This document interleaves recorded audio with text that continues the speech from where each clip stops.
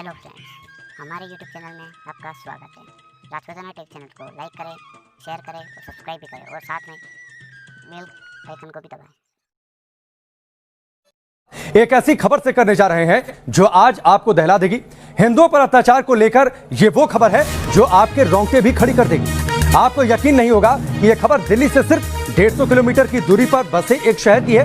राजस्थान का अलवर ये शहर है और उसके आसपास के इलाके हिंदू विहीन होते जा रहे हैं। ये बड़ी खबर राजस्थान के अलवर से है, जहां पर हिंदू महफूज नहीं है।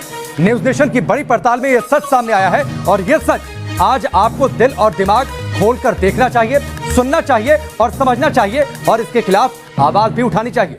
अलवर में हिंदू बच्चियों के साथ घिनौनी हरकतें लगातार बढ़ती जा रही हैं। कई मंदिरों पर कब्जा वहां पर किया गया है, मस्जिदें बना दी गई हैं, धर्म नहीं बदलने पर लोगों की हत्याएं की गई हैं, आरती और घंटी बजाने पर मंदिरों पर हमले किए गए हैं। यानी मंदिरों में आरती करना और घंटियां बजाना पूजा पाठ के दौरान एक तरह से पाबंदी जैसी स्थिति कई गांवों में हिंदू आबादी ना के बराबर रह गई है। 3 तस्वीरें आपकी टेलीविजन स्क्रीन पर है। मंदिरों पर कब्जा किया गया है, आरती अगर वहां पर की जाती है, अगर घंटियां बजाई जाती हैं, अगर शंख बजाए जाते हैं तो ऐसा करने पर मंदिरों पर हमला किया जाता है। वहां पर पूजा पाठ करने की मनाही है। मजबूरी में लोग अपने घर में भगवान की पूजा करते हैं, लेकिन डर और दहशत के साए में।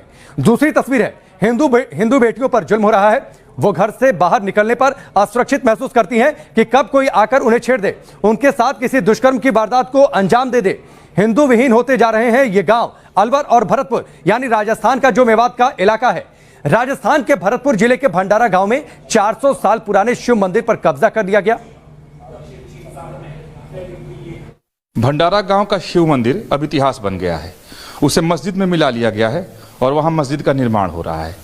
यहाँ के हिंदू समाज के लोगों ने काफ़ी उसका विरोध किया, क्योंकि अब वो अल्पसंख्यक हैं, बहुत कुछ कर नहीं सकते, तो उनके आंख के सामने ही उनके मंदिर पर कब्जा कर लिया गया और मस्जिद बना दिया गया।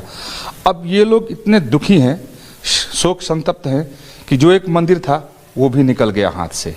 यहाँ हिंदू बहुत कम है, 1000 घर से ज़्यादा मेव मुसलमानों का है और उसके मुकाबले हिंदू यहाँ इतने कम हैं कि अगर प्रतिशत बताई जाए तो 8-10% से ज़्यादा यहाँ हिंदू नहीं हैं।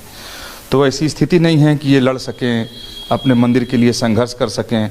कानून का सहारा जरूर ले सकते हैं, लेकिन उसका भी कोई फ़ायदा नहीं हुआ है। इस भंडारा गांव के तमाम बुजुर्ग लोग और यहाँ के लोग हमारे साथ मौजूद हैं, जो बताएंगे कि ये मंदिर कब से था, कितना पुराना था, कब कब्जा हुआ, कैसे कब्जा कर लिया गया। आपका शुभ नाम क्या है? ग्यासी राम जी। ये जो मंदिर है था, ये कितना पुराना था? ये सब हमारे बाप दादाओं परदादाओं के सामने से चला आ रहा है, जब पुराना मंदिर। और मेरी उम्र भी 75 साल की होगी। इसमें सेवा पूजा करते रहे हम।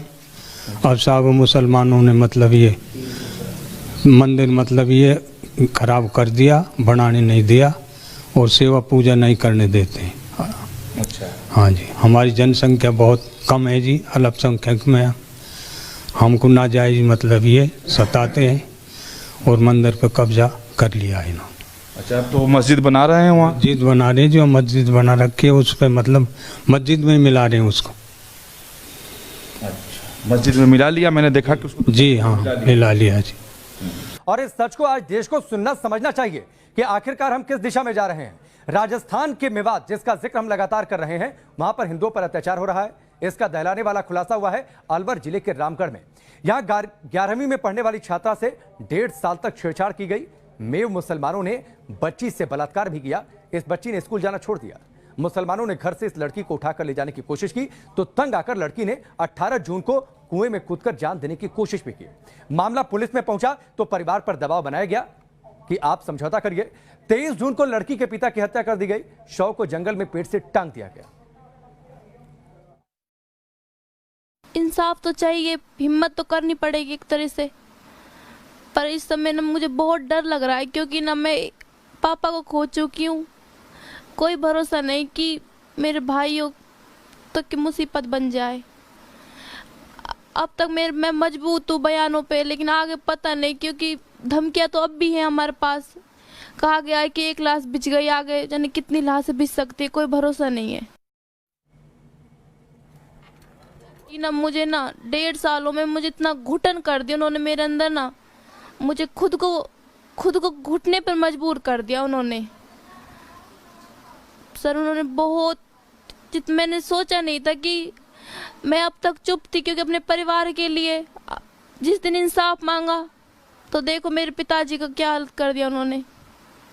मुझे जिस बात का डर था ना सर, वो ही कर दिया उन्होंने।